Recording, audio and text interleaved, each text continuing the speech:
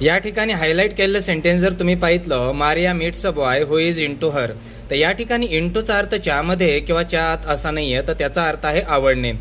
Maria एका मुलाला भेटते ज्या मुलाला ती आवडते. इंग्रजी बोलताना इंटूचा वापर कशा पद्धतीने होतो हे आपण शिकूया.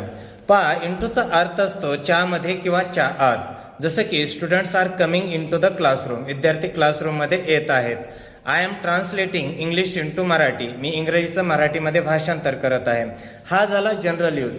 पण त्याचा दुसरा यूज असतो. पहा, जर एखाद्या व्यक्तीसाठी आपण याचा इंटूचा यूज केला तर त्या ठिकाणी यूज असतो क्रश किंवा अट्रॅक्शन. आता पहा, मला म्हणायचं आहे आय एम इंटू यू, याचा अर्थ असतो मला तो आवडतोस किंवा आवडतेस. आपण जर म्हटलं लिसा इज इंटू रॉबर्ट, तर याचा अर्थ असतो लिसाला रॉबर्ट आवडतो, म्हणजे या ठिकाणी क्रश आहे किंवा अट्रॅक्शन आहे. राकेश इज रिअली इंटू हर, तर याचा अर्थ असतं राकेशला खरोखरच ती आवडते.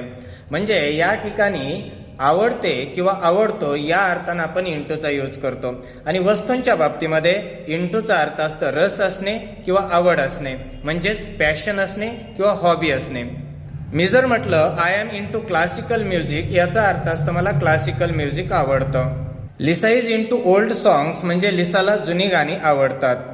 I am into reading books, म्हणजे मला पुस्तके वाचायला आवडतं. मला म्हणायचं आहे मला इंग्रजी शिकवायला आवडतं, तर मी म्हणेल I am into teaching English. तर या पद्धतीनं इंटूचा अर्थ च्यामध्ये च्या आत या पद्धतीनं होतोच, परंतु व्यक्तीसाठी जर आपण त्याचा यूज केला तर तो क्रश किंवा अट्रॅक्शन असतो आवड या अर्थानं. आणि त्याचबरोबर वस्तूंच्या बाबतीत जर यूज केलं तर त्याचा अर्थ असतं रस असणे किंवा आवड असणे.